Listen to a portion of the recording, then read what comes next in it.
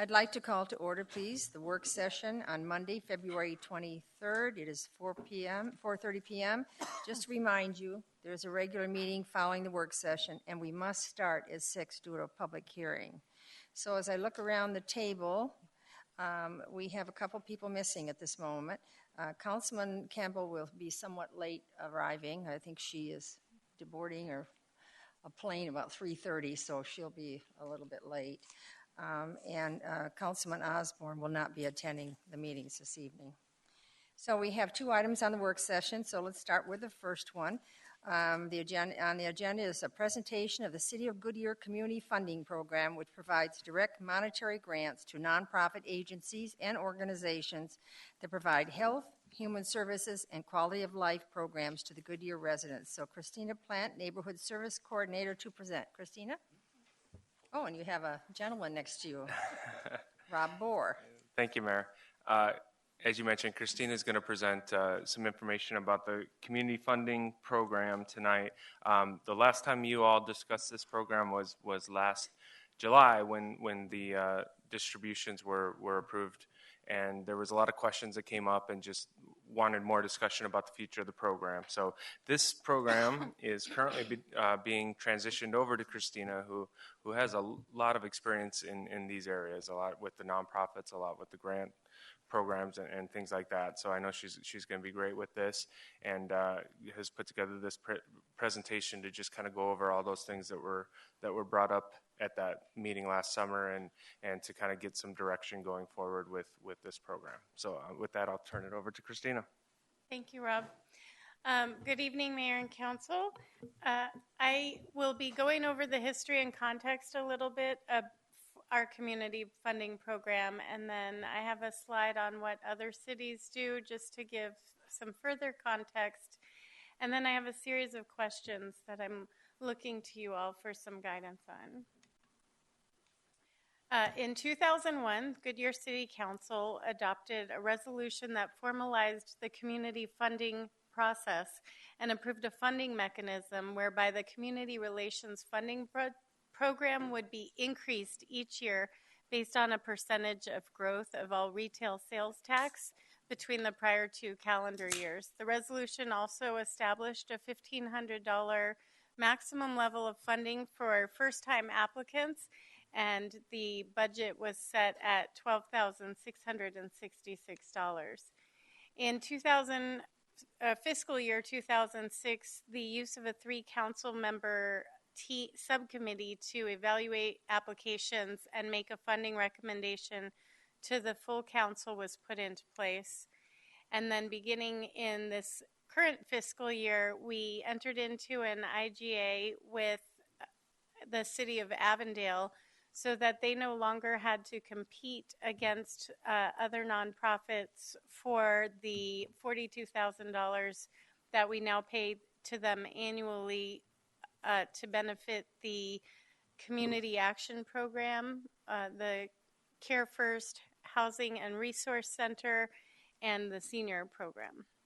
And those all serve one Goodyear. Comment. So basically, if we did not do a program like this, we would have to have a social welfare or a social services department. Is that correct? And we find this with the number of citizens we have and the number of needs we have that this is sufficient. Yes. Okay, thank you. Yes, and Goodyear residents are encouraged to go to the City of Avondale Housing and Resource Center to access services. They're a regional provider. Thank you. Current budget practice has been to request a supplemental general fund allowance, and then we use the control that it not be increased greater than the percentage of growth in retail sales tax from the prior 2 calendar years. And again, this fiscal year also, the program was transitioned from Christine McMurdy, our grants coordinator, to the Neighborhood Services Department. The budget was set at $114,400, and we awarded $83,000. The process has traditionally been that applications become available in April or May and are due in that same time frame. Then the subcommittee reviews the applications in June, and meet to make their recommendations, come to consensus. Those recommendations get forwarded to the full council for a vote in July, and checks are cut the day after the meeting pretty much, or as near to it as we're able, and sent to the recipients. There are 2 reporting deadlines. We require a 6-month report and a 12-month report, and those are due in January and June. This is an example of what some of the other cities do in terms of dollars. It's not a 100% picture. It doesn't include CDBG or home or anything like that. It was just sort of a look at grants awarded to nonprofits and where those dollars came from. It also compares the different cities' populations, per capita income, and percent to poverty. And Goodyear numbers can be seen in the top bar in white. So the questions I have for you this evening are, on the right of this slide, you'll see our traditional criteria has included the benefit to the community, meeting community needs, and that it's actually serving Goodyear residents, the clarity of their goals and objectives, the reputation of the organization, their ability to obtain funding from other sources, and they must be a 501c3 or affiliated with such a program. So one of the questions, and I'll just go through all the questions, and then I have a slide at the end that lists all the questions, and y'all all can just have a discussion around it and let me know what you think. But does the city want to look at establishing specific funding priorities? These could be set at some interval, or they could be set until someone decides to change them. But do we want to target specific populations like elderly, disabled, veterans? Do we want to move the needle on specific indicators that we feel are representative of our city residents' most vulnerable populations, and try to do that through targeting our funding to programs that impact those indicators? Or are there values that we wish to develop, such as health and wellness or money management skills, that we look to fund through nonprofit programming? Also, currently, we have not encouraged faith-based organizations to apply.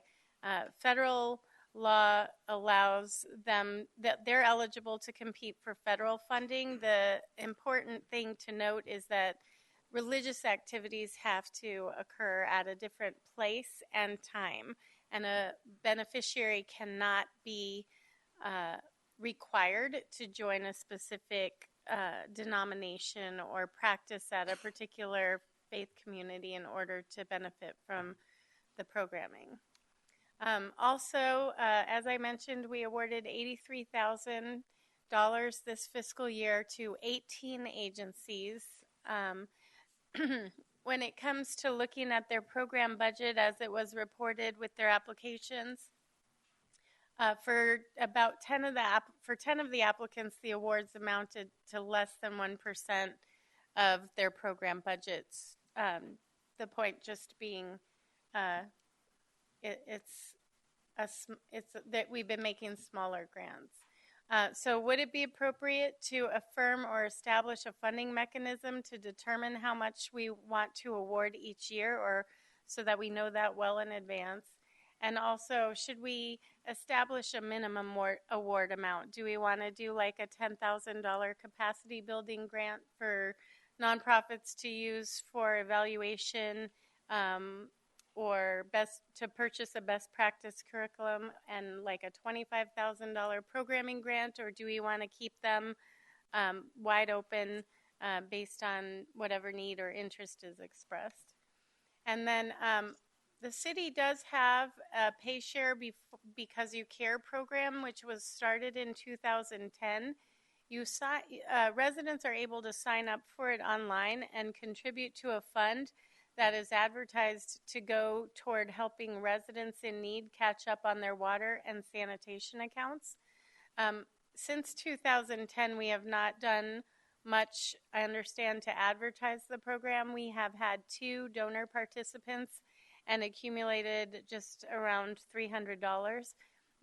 Originally there was a $3,000 trigger set up. When we got to $3,000, we would start advertising it to the potential beneficiaries. And I think the rationale was that the CAP office, Avondale, might be able to distribute those funds to eligible recipients for us. My understanding is that currently they don't support water and sanitation assistance, just emergency electric, I think gas, and rental or mortgage assistance. So we would, if we do wind up utilizing them, we'll have to ask them and make sure that's something they are willing and able to do for us. So I'm wondering, should we continue collecting contributions through this program? And if yes, what would the council like to see those funds used for? Finally, my final slide here lists all of the questions, and with that, I'll defer to your reading abilities and intellect. Who would like to start first? Sherry? First of all, I really do like how that the city has leveraged with Avondale for, like you said, a regional rather than us duplicating resources. And I think that's important for a lot of these programs. I know the committee, I don't sit on that committee, but the council committee has done a really good job, I think, picking out and looking at the applications. And for me, I think there's so many, I think we should add faith-based and let the committee look at those applications and not make $10,000 seems awful high for some of these groups. For me, I think the more flexibility we have, the better. And I think the committee's done a great job kind of parsing out that. Any other? Joe? Yeah, I also agree. I view it as I look at it as an investment in our community as opposed to more of a social program, because if we invest in New Life Shelter, some of these other areas out there, we're hoping to get those people on their feet, out into the community, and get a fresh start. So I see it as an investment, not necessarily, from the social standpoint, even though I understand that's what it has a tendency to go under. When I'm looking at leverage, I think it's great that we're working with others to maximize the dollars. And the only question I really have is, when we throw $1,500 or $2,000 or whatever the case, should we maybe focus on, and I just throw that to the general counsel at large, should we focus on maybe 5 or 6 areas or a few areas, and then see if we can get a bigger impact in those areas each year as we decide which areas we want to focus in on, or instead of spreading it all over where we may not have the impact we do if we focused on, a specific. I like the approach only because if we didn't have this approach, I don't want us setting up something where we have to hire people to provide all these services. I think, piggybacking with some of these other agencies out there is of great help. I'm trying to think of the agency that's off of Estrella Parkway that helps the kids, the battered. I'm trying to remember that we're partnership with the county. Southwest Family Advocacy Yeah. So Center. again, there's a lot of things that we're doing that are good out there. That to me is an investment in the community. So when those kids are out, they have a positive, feeling of what we've done, at least from that perspective. So again, I'd want to continue. It's a matter of where, we throw the focus, but I think it's important. We are having an impact out there. And if we're consistent, maybe linking it to some growth or a percentage like we do the capital to, some fund. So as we're growing in more money, maybe we have more where we can throw towards some of these needs. I mean, there are citizens. Again, I view it as an investment and human capital. Carolyn? Yeah, I do have a couple of comments. I agree with the idea of establishing some funding priorities. What is important to us? What holes do we really want to concentrate on fixing? I think that's a real good step forward. And the question about faith-based organizations, I really feel as long as their programs are secular-based and not connected to the practice of any kind of religion, theirs or any other kind, that we're probably missing a bet in making our money go further. So I really, that's a question I know that has 2 sides to it, but I just want to comment that I think that most faith-based organizations know how to make a dime squeal before they let go of it, and that it would be a good way to leverage our money. I'm not sure a minimum award amount I would be in favor of, just simply because when we talked about 1% of the budget, there's two sides to that. How big is the budget? We could be giving a large award because their budget is $4 million versus an organization whose doing really good work in our community, that $5,000 could be 20% of their budget too. So I'm not sure that's a good criteria in my mind. I think the pay share program would have to be seriously modified, and there are a whole lot of questions. For example, they went out in the water bills, as I understood it, and there's a whole large portion of our community that information would not have gotten to. So that's my comment. Oh, that's good. Bill? We're here tonight because of me. No. Shocking. Asking the question earlier Shocking. about how can we do this without using our general fund monies. That was the genesis behind it. And it started in a hallway conversation at City Hall, which led to, well, Glendale does this and Gilbert does that, and maybe there's an option for us to look at how we do it. And we're talking about much more than that today, which is a good thing. That we look at it going forward. I have enjoyed, and we had the opportunity for a pre-briefing tonight to get a heads up, and the idea that we would be looking at perhaps specific funding priorities, and because right now, if you look at the list of agencies or organizations that have received money, they are all over the place, and not all of them. They have a loose tie to Goodyear. They have some tie. I think there's been, having sat on the committee for the last couple of years, there's been some question on really the effectiveness and have they just been in the community a long time and we're going to keep doing what we've always done. I absolutely am opposed to us tying this budget for this project to anything specific. I think it needs to have its own dollar amount and it needs to stand on its own, whether we can afford it or not. And once we do something like say, well, we're going to make it 1% of, or we're going to make it a percentage of, we put a edict out there that we handcuff ourselves for the future. And I realize we can always do that, but unless we intentionally go back and pull that away, that dollar figure will always grow, and that may not necessarily be in the best interest of our taxpayers that are actually end up fitting the bill for it. So the faith-based organizations, I absolutely agree with everything that's been said about that. I'm trying to read the list. There are a number of faith-based organizations that do a lot of good that are not specifically related to, hey, come to our church and will. They're doing a lot of good work, and I know that even CDAC awards money to faith-based organizations here in the Valley for the work that they do with homeless and those that need help. They're not the typical handout; they're the hand up and help folks get more on their feet. And that's really not really even what a lot of what we've done. And what this subcommittee has done for a long time is it's not, I think it can have a negative connotation that, oh, this is the handout committee. And I know I even personally have troubles describing exactly what it is. We dole out money and we give this away and we give away a lot of money.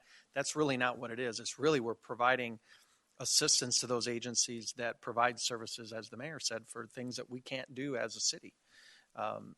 And those are important.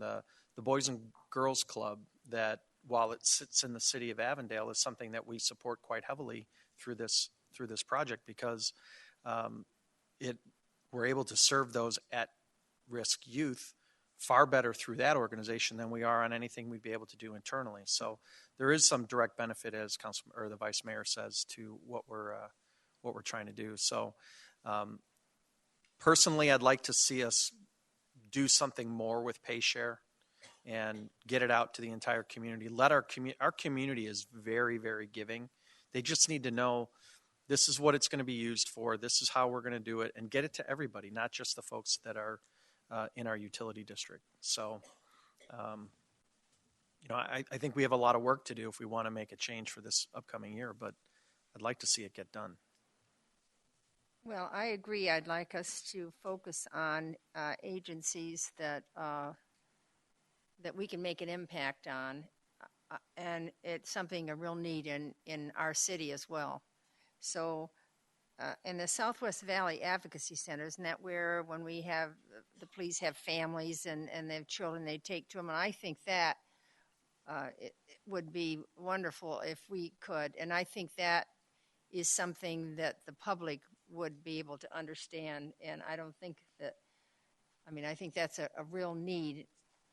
And when you think emergency happen in the middle of the night or whenever it does, and these children have no place to go and no one to take care of them, I think it's really important for our city to furnish that. And if we would have a social service department, we would be doing that. Okay, so when we talk that, Bill, and you saying it isn't the citizen, but I can tell you if we move from where some of the other council people want to go to a social services, we will be spending taxpayers' money, and it will be not the small amount we do now. It'll be a huge amount. So I look at it in that sense when I'm talking to people, and they say, well, why is my taxpayer? Well, this is why, because at this point, our city just happens to be the demographics and makeup that we don't have to have this. So in order to make, in order to continue, I'm ready to say to my neighbor taxpayer, well, this is what it's for. And I think we have enough comparison, not just our city, but statewide and United States-wide. So I don't think it's anything new. Now, if you're talking to somebody that doesn't like to pay taxes, doesn't want to pay this fee, wants to just reduce this fee, and we do have residents out there that want to live, but they don't want to pay anything. So you just have to be able to be at ease when you're explaining these programs. I think it's vital. But I think that we give to too many small amounts, and I'm not so sure what the impact on it is. And the other thing is, it's such small amounts. When they report to us what they've done with it, do we really understand what they've used the money for? But if it's a bigger amount of money impacting a goal, then we'd have that. So, Sherry?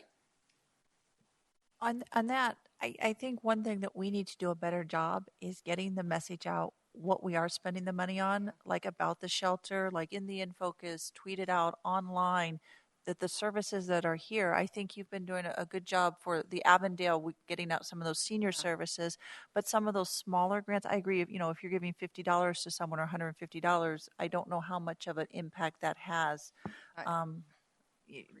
And we can probably put it together, but I think we have to get that message out. Maybe when we get the 6-month report or the 1-year report, we send a press release. We send that out to say, these are these great services that we have, and we're helping these places in the community. The other thing is the share program. I honestly wasn't aware of it. I pay the bill. I see it on my APS bill. I see it on my Southwest gas bill. And I get city water. I've either missed it or it's just not. It's not there? It's not Okay. on the bill. It's only on the website. If you went online to pay, you could do it there. Maybe if we add it like what APS does, right on the bill, a line right there where you can add like $3, you just write it in your check. That might get that out and people will see it, Well, and we should be passing the word on to some of these programs when we're out on speaking. I didn't know about it. And better for me, I think the results of that is we will get more citizens telling us what they like and don't like. And if we find that we've missed something and that we need to revise it and relook at it, then we can. But I don't think I have enough information from what the citizens feel about any of these programs because I don't think they know them that well. So, Mayor and Council, just a couple quick things related to the PayShare program.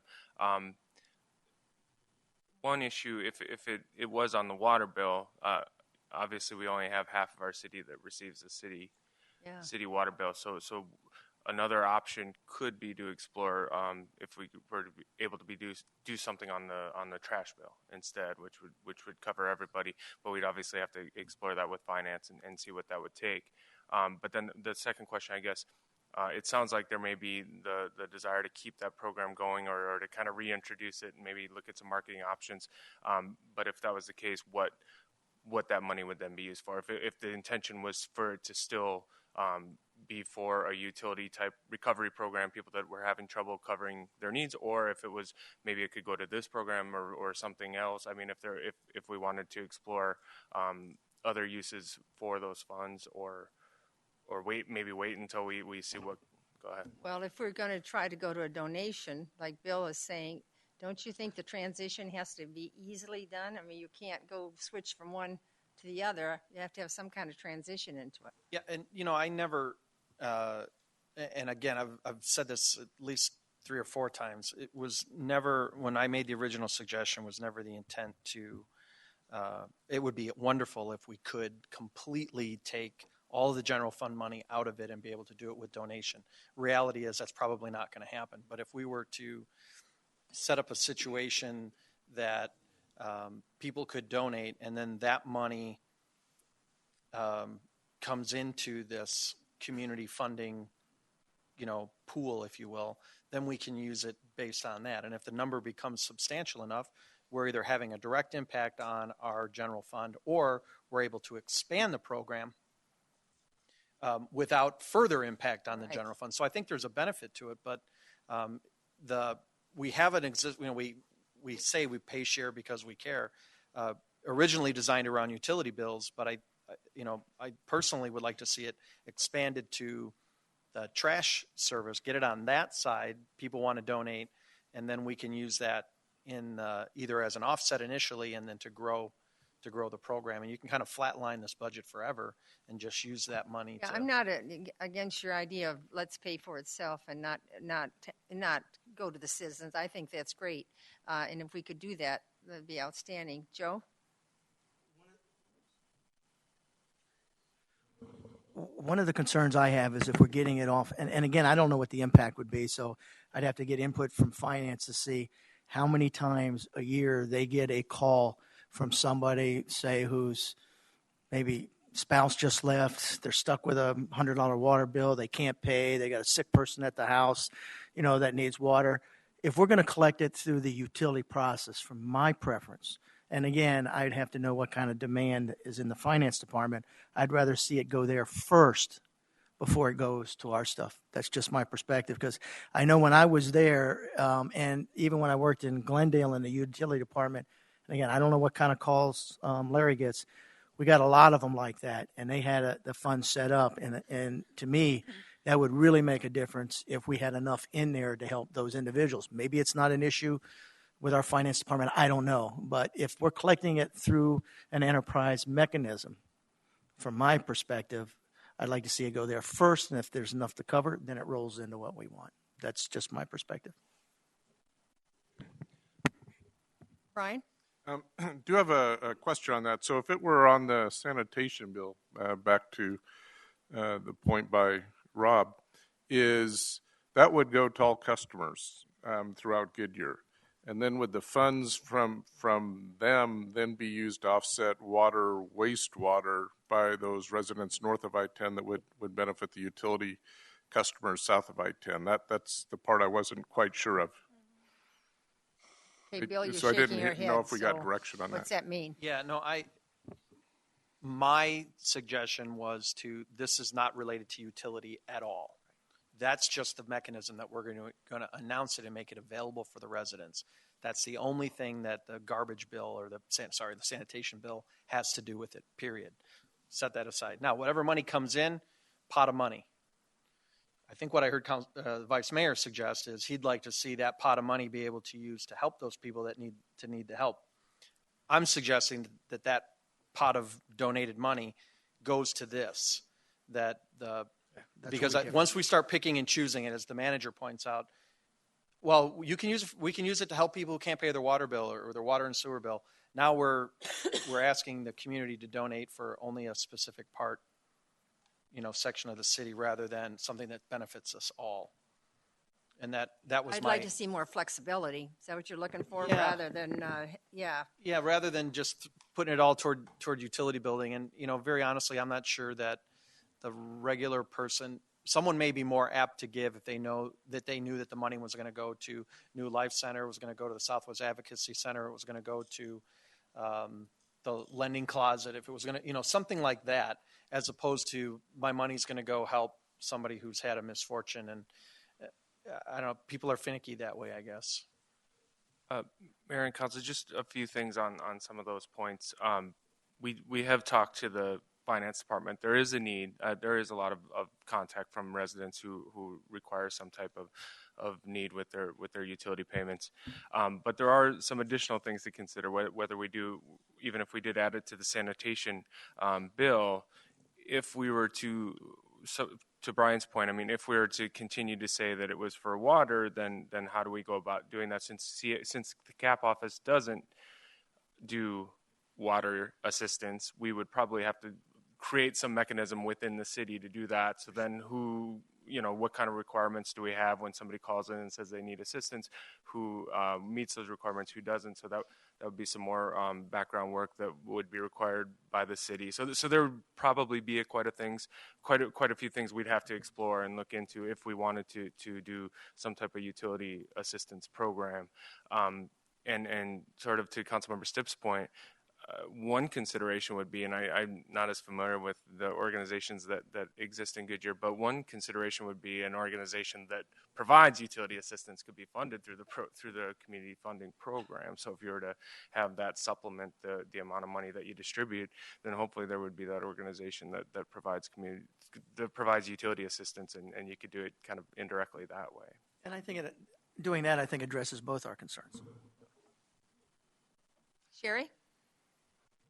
Yeah, I think I like that as well, because I think it's important that if we do fund something for utilities, that we say, if you're having a problem and you're a Goodyear resident, it doesn't matter if you're Liberty or Goodyear, there's got to be some mechanism that makes that fair.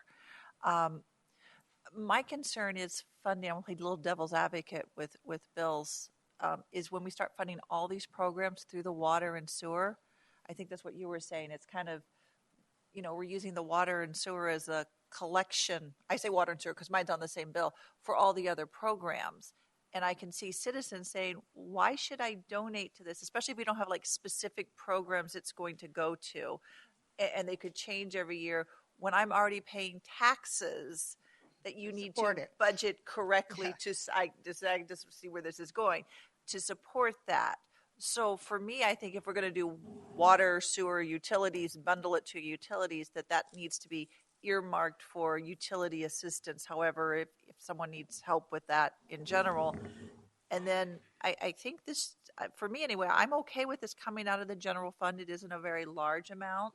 Obviously, if someone wants to give the city a grant, we will take any funding additional. But I think that to start doing a collection, then that stuff on your water bill is going to go to New Life. I can see a lot of blowback on that and a lot of confusion, more or less, why people are saying, well, why should I do that when I can also do my taxes and I can donate to the shelter at the end of the taxes on one of those lines or some of these nonprofits and definitely get a tax write-off. So a lot of issues there. It's kind of confusing.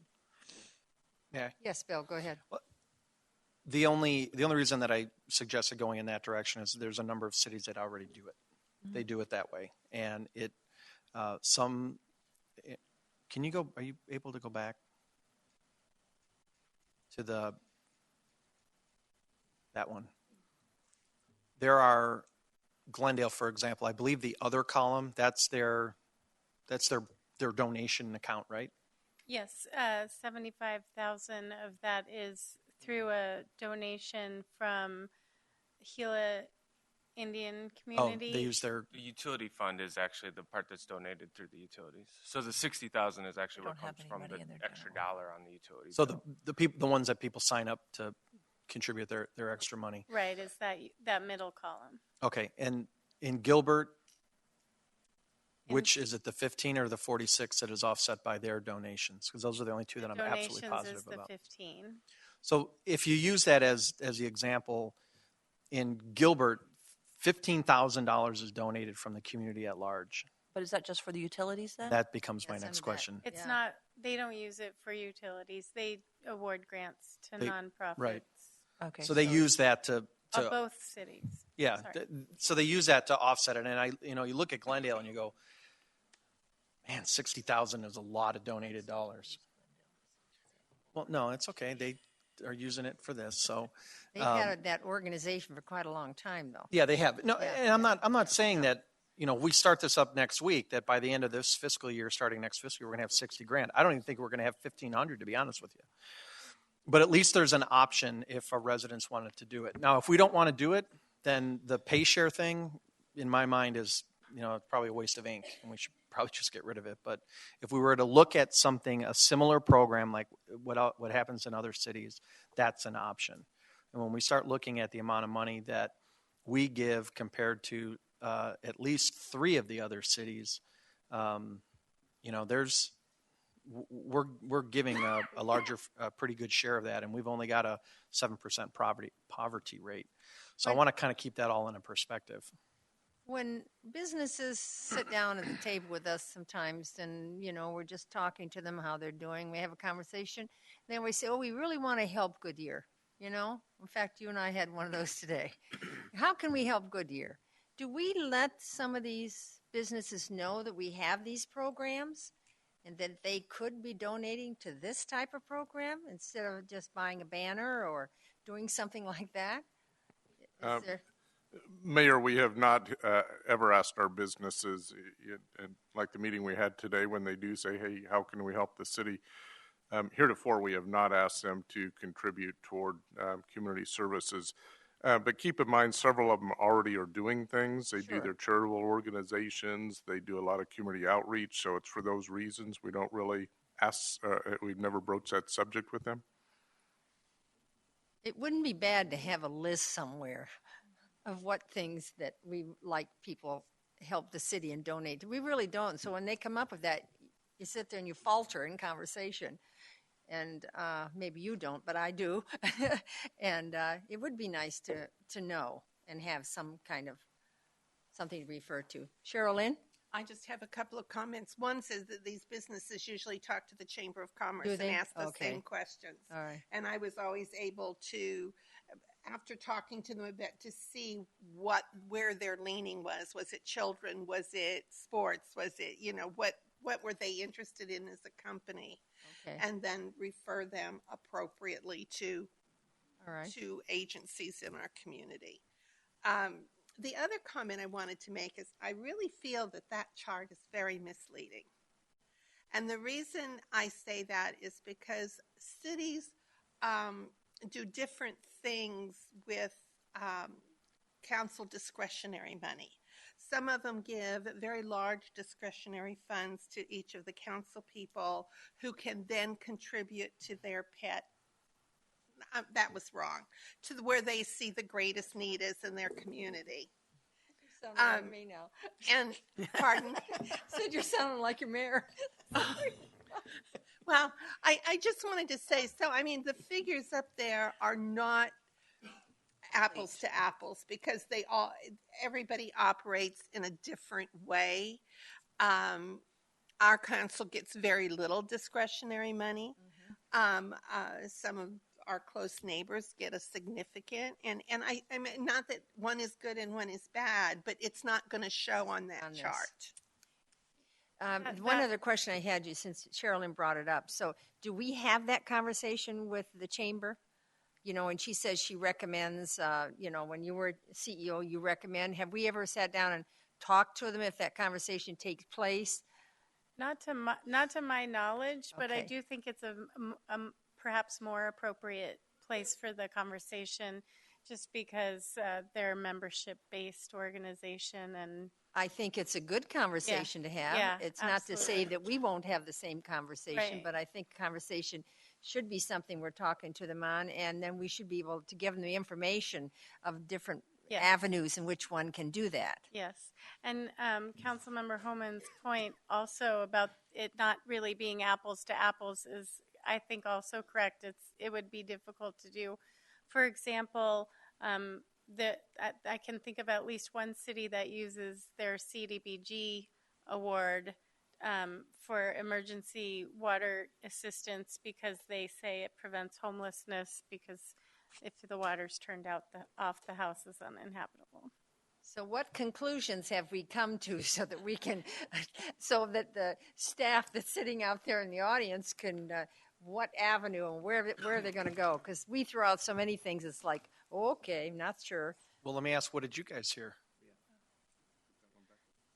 I would say, as far as the consensus I heard, it sounded like adding faith-based services was a consensus. Funding priorities, and I guess Emergency utility assistance would be a funding priority. so to I didn't hear. I don't know if the others. I didn't hear that. That came from me. I don't know about the others.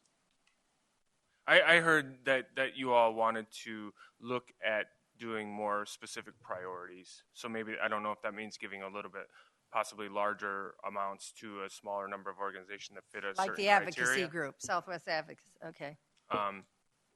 And as far as the pay share, I guess I maybe the part that I'm a little less clear, it sounds like there's the desire to keep the program running, but I wasn't exactly clear on if it was something that would supplement the community funding program or if it's something that would go toward utility assistance, if we would to explore a mechanism of that money going towards utility assistance in the future. Joe? I would like to know if we're going to continue, because obviously it hasn't been successful in the past, what we've collected. What we got in there, $300? Yeah, but I don't think it was advertised. didn't Okay, advertise. but again, I would want to know People. what kind of resources to get that up running full boat, upside, downside. Do we really want to go that route? I don't have a problem with the general fund putting the money in. So again, I'd want to know what resources of staff time are available for I would buy off on pursuing more resources in that avenue. Me personally. And I'm not sure if that's with the others. That's just where I'm coming from. I would agree. You don't want to spend $5,000 to collect $2,000. So I do think we need to know that, because then it is a cost savings to take it from the general fund. So, and something else, when we're talking about prioritizing, if we could get more information as they come through, if we're going to prioritize on what some of the requests are, a little more details. I think Oh, I'm sorry. I know the committee does, but if you're looking for just a general priority, not the specifics of each proposal, but just more of a broader umbrella. Christina, go ahead and answer before I. Okay. I think we don't, like, occasionally we get some calls from people asking about the program. Like the Lions Club of Goodyear, for example, is interested in a larger contribution to buy a piece of equipment that would screen kids. They would take them and do vision screenings in the schools, for example. But other than that, I don't really hear from anyone except our existing beneficiaries. What I was thinking, though, is once, if we were to decide priorities, then based on where we feel our community could most benefit, then we could make sure that those types of nonprofits with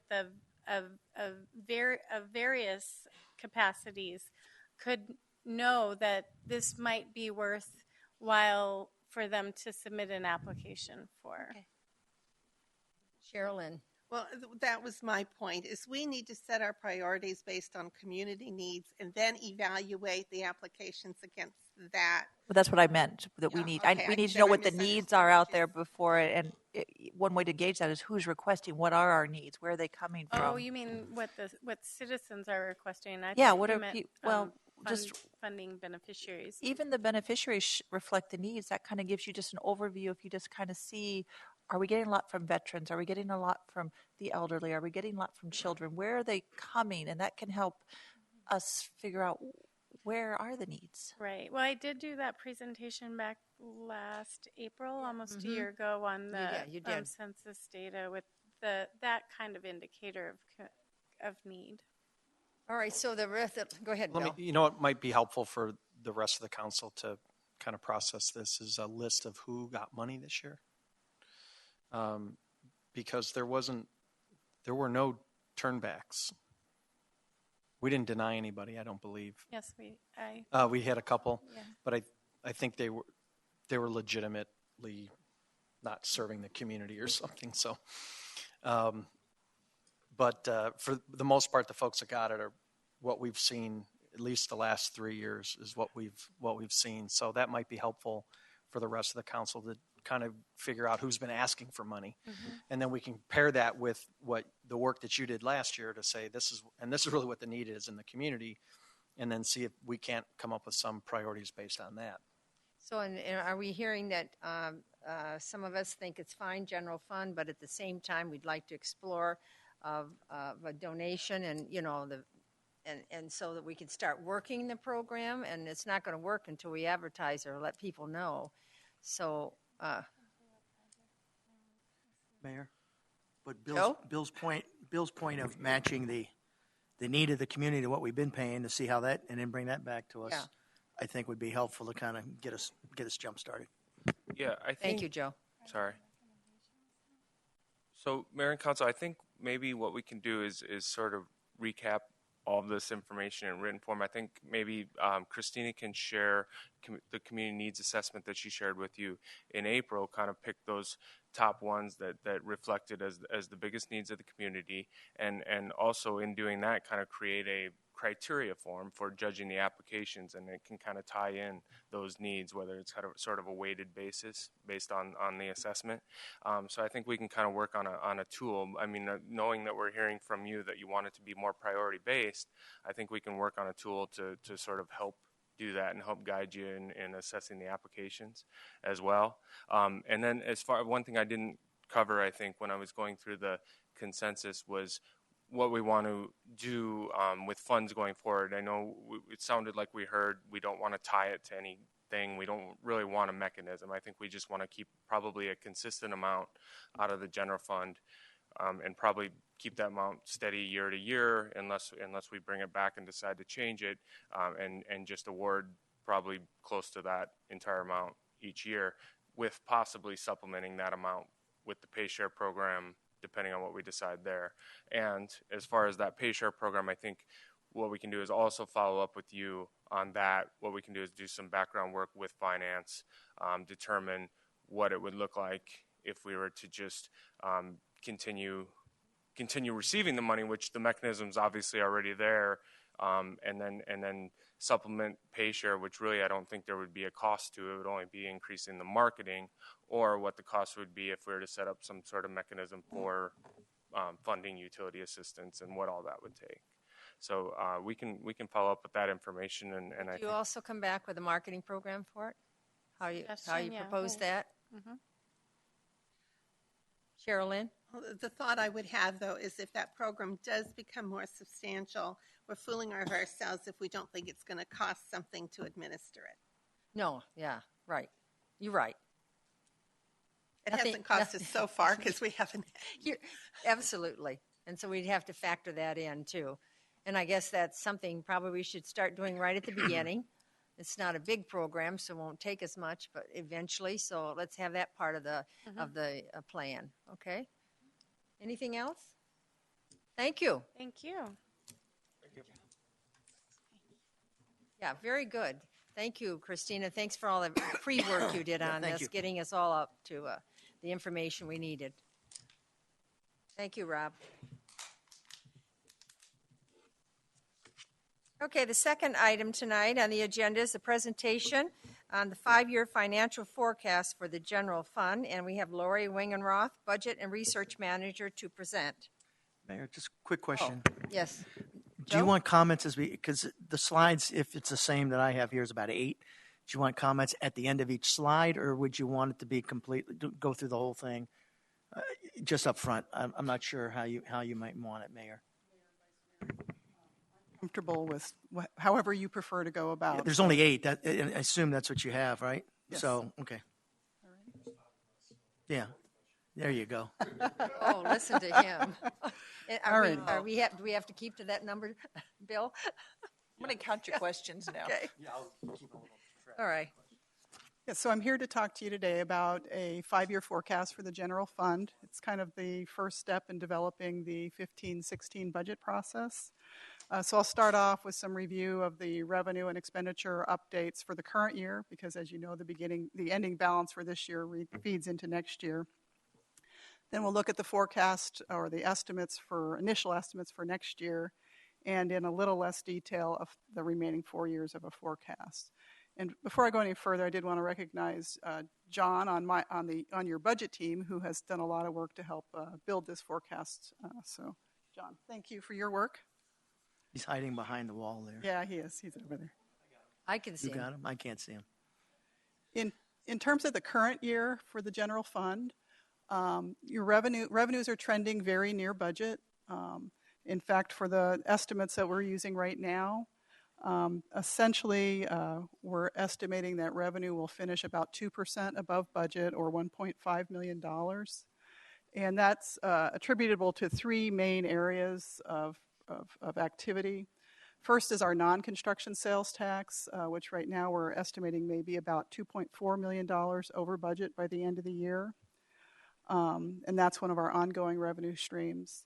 Another ongoing revenue stream is our development-related activity, and that we're actually forecasting may be down slightly from budget at about a $600,000 clip. In that area, there's some mixed results. Some of the revenues are doing fairly well compared to budget, and a couple others are performing below. So on average, it looks like they'll be down. So that leaves us about a $1.9 million increase in ongoing revenues. Construction sales taxes are trending below budget. They're one of our one-time resources. So we're right now projecting they'll be down about $400,000 from budget. It's probably the one item that we're highlighting here that we feel somewhat uncertain about and think we may be reducing that number further as we go forward. And I do want to note that these were based on 6-month revenue results. We did not yet have in the December business activity for sales tax. And for those of you who know about budget people, we like to have December business activity before we commit to anything. We also had not yet completed the 6-month or second quarter expenditure reviews with the departments when we prepared this forecast. So for the purposes of preparing this, we just assumed that expenditures would finish about 3% below budget, which is fairly consistent with our prior experience. And then for the purposes of this analysis, when we make those adjustments and we assume the contingency will fall to the bottom line as it usually does, we're assuming we'll finish this year with about a $27.2 million ending fund balance. Bill? Just for the folks at home that are listening, and what is that contingency? The contingency is $16.3 million, and its purpose is to protect us from potential shortfalls or unexpected activities. We have a financial policy that will set that at the three months of ongoing operating expenses, and so that's the current level. Thanks. Bill, thank you for asking the question. Joe? And also within that contingency, isn't there some of the money, the one-time money for risk insurance, replacement equipment? That's part of that $27 million there?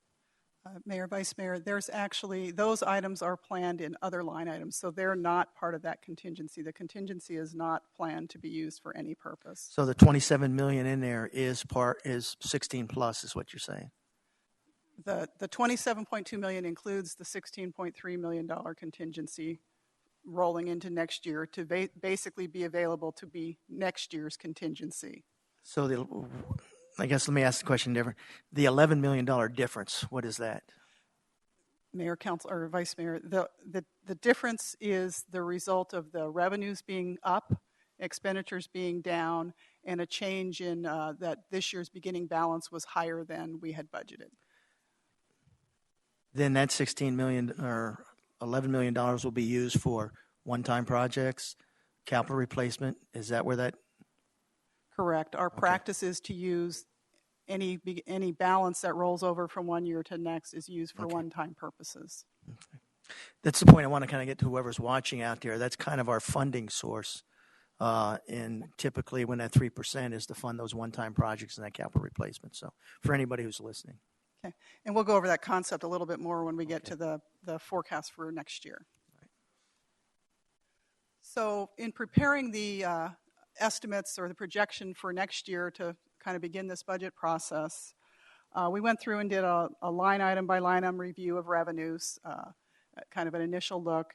And that, based on that review, we're estimating revenues will be up. It's probably closer to about 5.6, 5.7%. We've rounded to 6% for the purposes of this. Essentially, that includes, we have assumed that the primary property tax will be levied at the maximum that's allowed. We just got the information from the assessor a few weeks ago, and that our original $7.8 million estimate was off by about $45,000 or less than 0.5%. So we'll be revising for that when we come back again. We've assumed that sales tax, both local and state shared, will grow about 5% over this year's budget. And then other line items, you get into some of the real small revenues, and we're assuming from a 0 to a 5% growth just based on the history with those. The other things that we've assumed are that ongoing base budget expenditures will grow about 5% next year. That's just a rough estimate at this point in time. We'll assume that we are restoring the asset management funds that were allocated this year to the Joe's special fund right there. census. Right, Joe? When council acted earlier this year to undertake the census, the decision was made that those funds would be used, but then they would be restored. We also Sherry? Excuse me, Sherry? I have a question on your assumptions. Obviously, we've had talk about what's going on at the state level. Did we, for the revenues, is that a conservative assumption, assuming that we might see a cut, or is that just historical that we haven't? I mean, how did we get to that? Mayor, council member, we used historical experience. We have not assumed anything for potential action by the legislature to change the sharing formulas. So not the 3.2 million on the tax on rentals or the shared revenue. Correct. We've made no assumptions about those things occurring at this point in time. Well, I just think that we should make sure we're saying that each time we have a presentation. And if we have to say it once, we need to say it several times. Because if it does change, people are going to ask why. And I'd rather have them sort of know up front what's happening. Mayor. Okay? Yes, Mayor. Appreciate We'll be it. happy. We'll Thank make sure you. we do that whenever we can. Mayor, I got a question. I'd put it in neon lights if I could. All right. Joe? I'll try to come up with something. Yeah, would you do that for me? I want a little propeller with neon lights around it. Go ahead, Joe. It's my understanding that the revenue sharing part, and I'm not sure if it's going to come off of what they give us or whether they're going to send us a bill as far as the Arizona Department of Revenue. They were shifting some of those costs. We were maybe $150,000. We're going to bear more of that burden. Is that right, Larry? And I don't know if that's going to be on the revenue side where they take it off where they give it to us, or are they going to bill us for the additional cost of administering the program? Does that make sense? Yeah. Transaction privilege tax. Yeah, for that cost, that would be just reduced from the revenue sharing that we would receive. As far as it'll be a net out process, the calculation will still be the same percentage. But for this purpose, it's not really a material adjustment. That by itself is not a material adjustment. Now, the residential rental and some others would be. So it's when we were looking at it, was the hit around 100 or something like that? Was kind of the estimates? Do you even remember? I don't even think it was that high. Yeah, was it that high? I'm thinking that sounds high when you look at the total number of that just affected those that are that were program cities under the old system. Okay. It wasn't very dramatic, and I'm going to guess even that is a high estimate. Okay. All right. Okay. Bill? The 5% overall increase to expenditures, is that a historical 5%? Is that based on inflation? What? Yeah, it's based on, again, we hadn't completed the reviews with the departments yet and hadn't talked Could you about their talk up base. just a little bit more, Okay, please? and I'm is this sorry. on? Yeah. I'm the only one that's having problems, but go ahead. I'll move it up a little higher too. Thank you.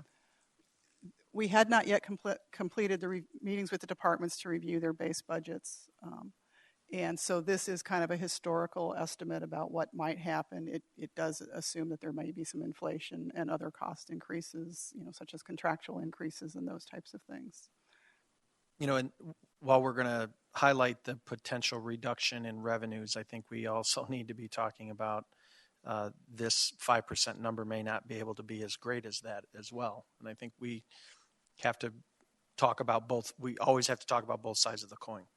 And so are you saying maybe on some of these presentations, because people are watching them online, that we could have in parentheses some information that due to these two items in which they're looking at, shared revenue and the the rental tax, that this could be lowered from this? Yeah, that's exactly what I'm saying. And the other side of this too is I think your previous slide, I think had the figure in it. It didn't. The ending balance this year, as Councilmember Pizzillo points out, or sorry, Joe, Vice Mayor, we're going to end up close to $11 million with an ending balance, which obviously indicates that we've collected $11 million more than we spent for the year. And if that's the case, perhaps I think we have to start watching where this line goes between the amount of revenues that we're actually collecting, and where are we at with that? Because if we keep ending the year up with $11 million, that means we're clearly collecting more revenues than perhaps we need to. So I think we have to be very careful of that going forward, and the legislature and the economy is going to dictate a lot of that. But that number's real, and it fluctuates, and we can have that discussion for a whole hour about how does it change. But I think the year before if I heard you correctly, the carryover from the last fiscal year was greater than we anticipated as well. So we'll theoretically have 2 fiscal years of greater carryover than perhaps we had anticipated. So of unprogrammed money. So I think we, generally speaking, and that's all we're talking about right now, we have to be cognizant of that. Joe? And that's what I was trying to get to. I probably didn't do a good job of asking a question earlier on that 11 million, is that 4 or 5 of it is, I'm guessing, the replacement fund, at least the 5 million that was held over there. You've got money in there for that will be used for roads. There's money in there that'll be used for CIP. There's money in there, I think, for some of these risk pools and a variety of other things that we have there that may not be separately set aside. So it would be helpful when you get that, especially explaining it to the public what that 11 million is, because typically what happens, and you know that with that excess at the end of the year, that's the one-time money that's used to fund replacing equipment, road, because we never have enough money from the state to do the roads. So those projects have to come from somewhere. So you either fight with the ongoing money to make that happen, or you set aside your one time to get those done. So I think it would be helpful for others and others to explain on what makes up that pot, because I have a general idea. If I'm on the right track, I got a general idea what's in that pot, but I think it would be helpful to others how we use it and how we do the routine things like roads and equipment replacement and capital projects where some of that money will be used to do. So thank you. That's all. And I will, one comment I add, I understand everything, all the points you're making, and wholeheartedly agree with them. I will remind everybody that we do take a conservative approach to budgeting for very good reasons here, and we kind of have a practice or a policy that we want our revenues to finish in the 100% to 104% relative to budget, and our expenditures to finish from the 96% to the 100% of budget. Right. So we are, we would much rather to have a little bit higher ending balance than to go the other way. But certainly in those resources we do allocate to one-time needs. And as we go through, we'll see some of that allocation happening. Yeah, and if you don't take that approach, then you don't have any one-time money to do the projects you want. So there's a reason. Correct. Yeah. All right. And so then the last couple of items that were assumptions in preparing this are that we are establishing the contingency per the policy of the 3 months, and that the CIP that's reflected in what we'll be moving forward with is based on the 10-year plan that was adopted last year. So this goes through and shows you essentially a little bit of what we were just talking about. So the first column is kind of our estimate for what will happen for next year based on the assumptions I just walked through. And then we're showing how those revenues and resources and expenditures are being allocated between an ongoing and a one-time basis. And so that beginning balance that we were talking about is a one-time resource. And so we've allocated that into the one-time column. Ongoing revenues are in the ongoing column. The construction sales tax is a resource that we treat as one-time in nature, so it's used to fund those one-time things like capital projects. Operating expenditures are ongoing, so they use part of that $80 million. The CIP and other one-time includes the adopted CIP for the general fund for next year. It also includes, that's where the census repayment is happening in that line item. And it includes some items that where we receive resources for specific projects from developers. So it includes that those monies will have to be spent on those one-time developer-like projects. Debt service is an ongoing expenditure that we've reflected. The contingency is a use of the one-time money. You'll notice it's slightly higher than this year. That's based on the 3-month policy. Joe? Let her get to the transfer. Well, my question is, could you kind of explain a little bit the ongoing transfer out, what that $9.4 million is? Yeah, on the transfers, there's $11.8 million in transfers from the general fund to other locations. The one-time money is essentially the transfer to the highway user revenue fund, and it's paying for items like the pavement management. And so it's stuff that is one-time in nature. It's not being used to pay for the salaries or those types of things or the ongoing utilities to run the signals. The balance of that are things that are ongoing in nature. Now, is the ballpark debt service, subsidy, money that's transferred to streets, is that in that ongoing, that $9.4 million? Yeah, the ballpark amount is included in that ongoing number. Is the $3.4 million estimate available? Is that new money for estimated at this time for next fiscal year? Is that what that is? It is and again, you've been talking in generalities and concerns about making sure we're cognizant of these numbers will change. I'll tell you, there's probably a million places that's written on my pieces of paper that this is a very preliminary estimate. I understand that. Those are right now our estimates for the amounts of ongoing revenue that would be available to fund ongoing new activities at $3.4 million. And one-time revenues of $6.3 million that would be available for one-time items. And in the next slide, we'll kind of go through some potential uses of those that are already approved or planned. So that's, I just want to make sure I understand it, is the 3.4, and again, I understand this is a moving number. I've been there, done what you've done, so I understand that, especially at this stage of the game. But the question I have, is that take into consideration any potential increase in fixed costs, or is that after the fixed costs that you think that's coming out as far as growth? What I'm trying to get to is that 3.4 looking at fixed cost already out and that's what's available to grow, or is that still the big pot of money that's going to have to take out the ballpark piece that gets set aside, that's $700,000 roughly, water bills going up, electricity bills going up, that I'm just trying to get a feel what that number represents, even though I know it's a moving target. Does that make sense? Mayor, Vice Mayor. It includes all the things that we already know we're going to continue to fund. So if it assumes that we will continue to fund the ballpark with general funds as required to offset their revenue. It assumes that anything that was funded on an ongoing basis in this year's budget will continue to be funded in next year's budget. And the next slide kind of shows you, I think, might help answer some of those questions as well. Let's go to the next one. Okay. And so here's some known or additional anticipated uses of those resources that we just identified.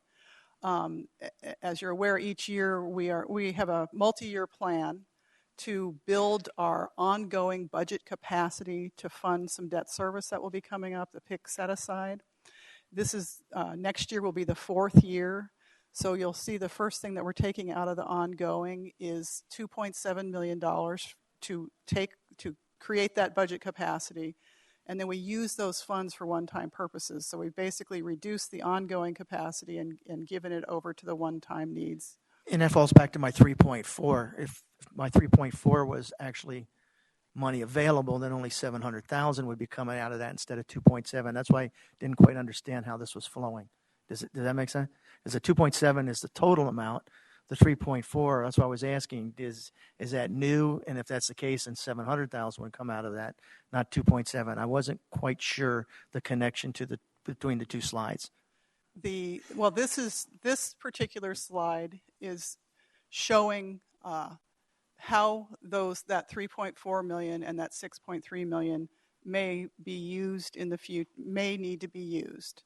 So because the PIC set aside is always moved over to be a one-time expenditure, it is a new use of ongoing resources each year. So we're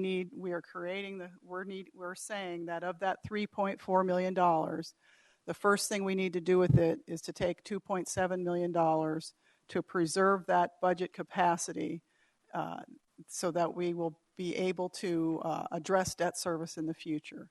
And so it's essentially saying we're going to take some of these one-time resources and classify them as one-time. No, I understand that, but I thought to date we already had $2 million of it taken care of. So it would only be another 700,000 in the current year's budget. That's where I'm getting lost on this 2.7. Maybe Larry, do you know where I'm kind of coming from here, Larry? I think maybe I can try it. Okay. Maybe I'll just try it from a different approach. It's really the same thing that Lori just said. Okay. Just a little different, and I do understand what you're saying. We are, if you remember what we're doing in this is, for example, in this year's budget, we have set aside $2 million of our ongoing revenues. We've set them aside and said they cannot be used for ongoing expenditures. Well, the next year, we still have that $2 million revenue coming in. And so what we're talking about is you take your gross revenues, because we can't literally peel them out. So the gross revenues includes that $2 million in this formula. So as it all slides through, that $2 million from last year has to be added to another $700,000 this year to get that number up to the $2.7 million, so that we're right on target with where we intend to be.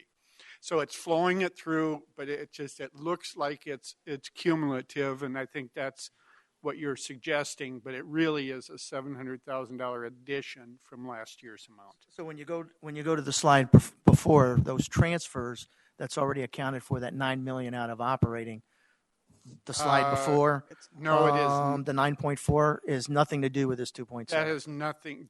That transfer is for the debt service in the ballpark and the subsidy of the operations, whereas on the next slide, that $2.7 million is the actual set aside, so that when we have to start paying principal on the bonds, we have the operating capacity. Okay. All right. So it's in the big picture. And that's where I was getting lost in trying to follow. I saw the 9.4. I saw the 2.7. I saw the 3.4. But, okay, I got it. Okay. And so the other $700,000 that you're talking about is what's labeled up there remaining for supplementals. Right. Now, with that, while you're there, does that take into account that $700,000 that's left, all the fixed costs potentially? And again, I'm not locking you to numbers. Does that just take into consideration the increased water and electricity and insurance and everything else that's going to go up? Does that have to vie for that $700,000, or is that already taken into consideration? Okay, in the earlier assumptions that Lori discussed, she talked about a 5% increase in the operating expenditures. So on this slide, you see the number there at $66.1 million. That is actually includes that 5% increase. So that's where those increased costs are included. That's why we showed the other part as supplementals and the one as kind of the increased cost of doing business. So that's your best guess estimate of what those other pieces would be. And Yes. okay. Very high macro level as we're Okay. discussing. And as we get through the budget process, we'll get in more detail of what those Absolutely. pieces are. Okay. Thank you, Larry. Thank you. Okay. The following through then, the next potential uses or anticipated uses of these available resources are some of the reserves that I think have been mentioned earlier. One of our reserves is that we do plan for replacement of IT technology equipment. The other is bringing the pavement management program to the $3 million that's included in this year. Part of this year's funding was one-time in nature. Again, we're using the same one-time funds here. And the third item there is the fleet replacement.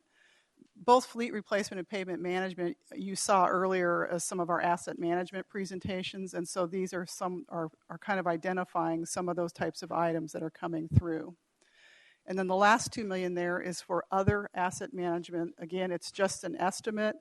And it's related to some of the items that will still be coming forward about how, in the future, about how that $5 million kind of seed money that was included in this year's budget may need to be programmed or used in the future.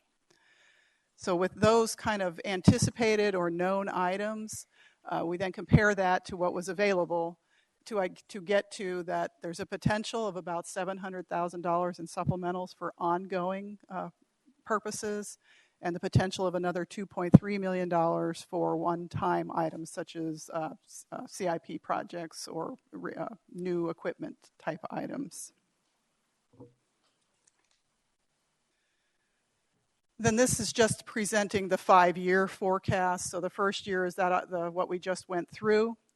The balance of the forecast, essentially what you're seeing here are kind of mid-ranges of a forecast that was done. As you go out in doing forecasts, you get more uncertainty. And so essentially what we did is we looked at forecasts where the revenue may have varied from, say, 4 to 7% growth, and expenditures may have varied from, say, 3 to 6% growth. And we kind of picked the mid-range to present here as the potential forecast for those particular years. Fiscal year 17 does include the same census estimate we talked about when we were here in October doing a high-level revenue forecast. And then the balance of it, we haven't done any analysis in the out years of the one-time versus ongoing. It's not, the forecast wasn't done at that kind of level where we could do that kind of an analysis. And if there's no questions about the forecast, we can go over the calendar quickly for the remainder of the year, or the remainder of the process. Done with that? Their numbers will change. Yeah. You can go to the next slide. All righty. So that this kind of outlines what the planned sessions to continue the budget process.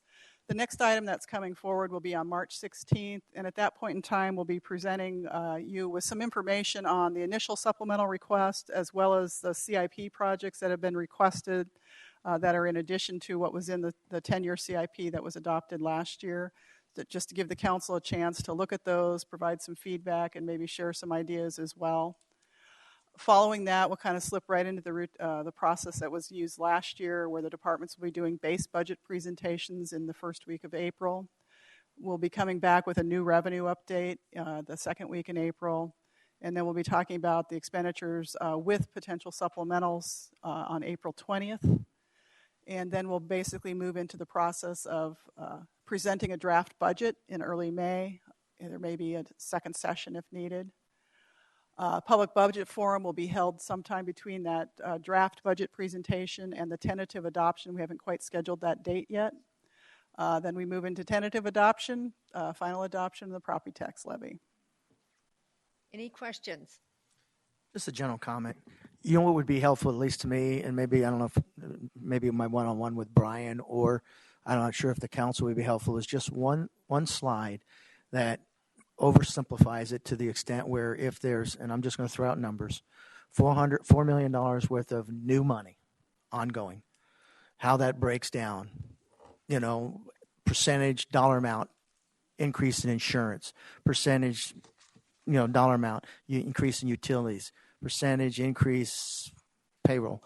I mean, if it broke it down from that piece and then the 700, if it showed it in a pie with numbers, it'd be so easy to see out of that new money that's operating at a high level. This stuff's all great at a high level, how that all, and then the remaining pieces as far as supplementals which make up X.